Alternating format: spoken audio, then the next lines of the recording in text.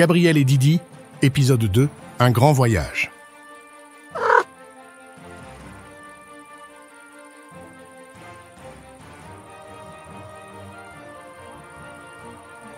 Dans l'épisode précédent, Thomas, l'oncle de Gabi, était en voyage au Japon. 2 hommes louches l'avaient suivi avant de se faire électrocuter de façon très étrange au coin d'une rue sombre. En allant se coucher, il avait fait la rencontre d'un Chinois à la retraite qui lui avait offert un objet de sa collection Pokémon. Thomas avait alors envoyé ce bracelet doré à son neveu préféré pour qu'il le reçoive avant Noël. C'est comme cela que la grande aventure de Gabi et Didi commence. Gabi n'en croyait pas ses yeux. Un bracelet Pokémon ultra rare. Comme il voyait bien que Didi était très curieux du bracelet, Gabi le cacha derrière une étagère pour éviter que son chat ne joue avec pendant la nuit.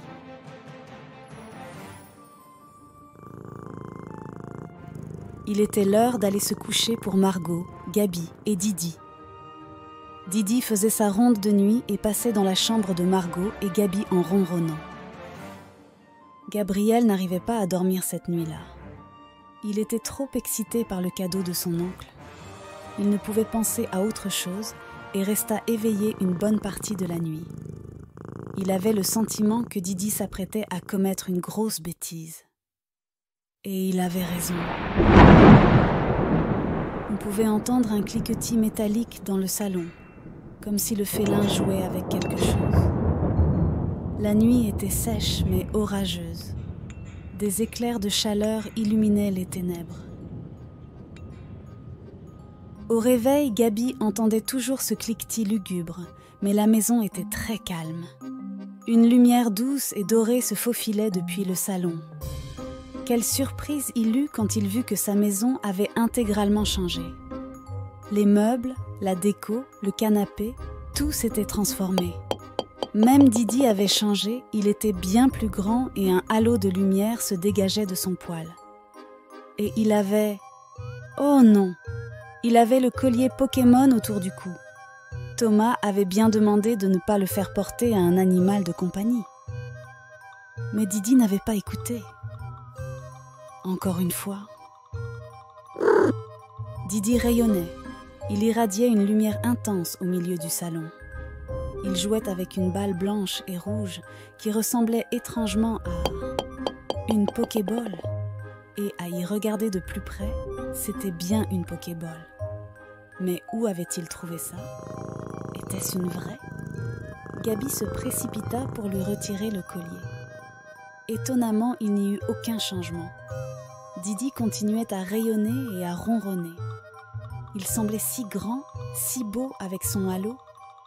Toujours entre 2 bêtises, Didi sauta sur le comptoir de la cuisine. Il miaulait comme pour attirer l'attention de Gabriel. Sur le bar, Gabi trouva un appareil qui ressemblait à un Pokédex. L'appareil vintage avait tout d'un Pokédex et un logo reconnaissable était affiché sur l'écran. Tout était si étrange dans cette maison.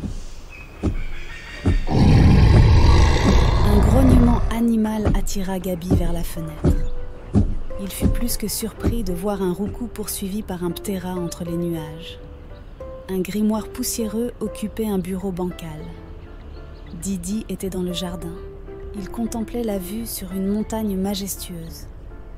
Une légère brise faisait danser les hautes herbes.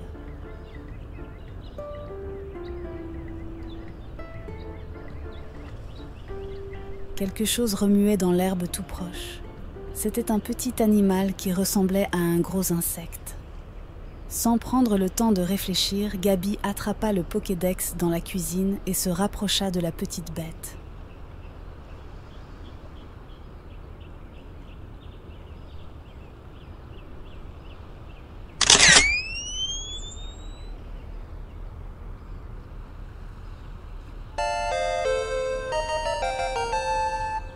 Bravo, belle photo, c'est un Pokémon CID de niveau 30. Je l'enregistre dans mes données. À bientôt. Bip, bap, boop, pensez à changer les piles. Warren Buffett marche à la Duracell. Avec Duracell chez des ailes. Ceci était un message commercial. L'écran affichait de nombreuses informations complémentaires sur le Pokémon. Gabi savait ce qui lui restait à faire. Il mourait d'envie d'attraper ce Pokémon avec la Pokéball trouvée auparavant. Il attrapa fermement la Pokéball et sortit discrètement dans le jardin. Sans faire de bruit, il avançait sur la pointe des pieds. Puis, dans un mouvement rapide et assuré, il envoya la balle sur le Pokémon. La Pokéball fusait dans les airs et agrippa le Pokémon en son sein.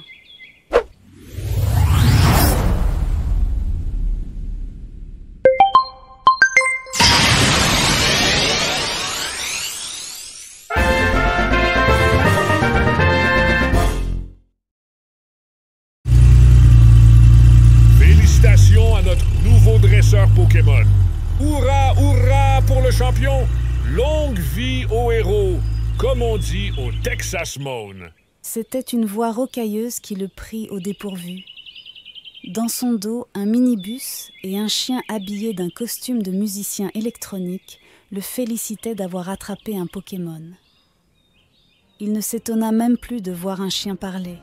Moi, c'est rock, comme le rock and roll, car la musique et moi, tu vois, ça fait un, comme dans Chien et dans Copain. D'ailleurs, voici un autre larron. Lui, c'est Lardon, notre bassiste, le roi des baguettes et des steaks. Salut les amis, vous avez faim? J'ai des steaks plein la glacière.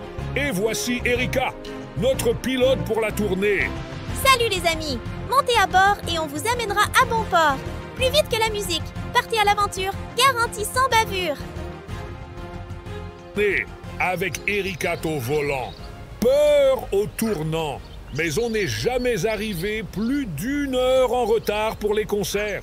Montez à bord et on vous amènera à bon port.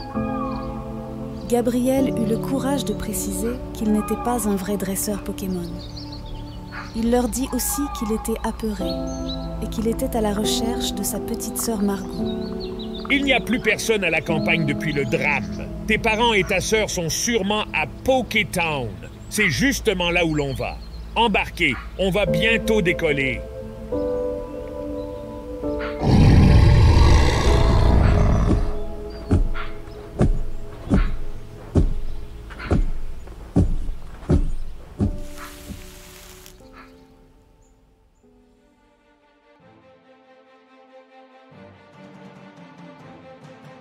Fin du second épisode. Dans le prochain chapitre, Gabi et Didi partent à la rescousse de Margot à Pokétown pour toujours plus d'aventures. Avec Margot, Didi et Gabi.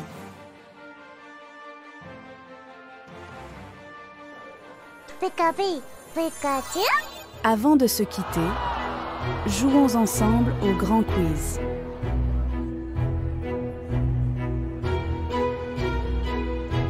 Sais-tu comment se nomme l'évolution de Celebi?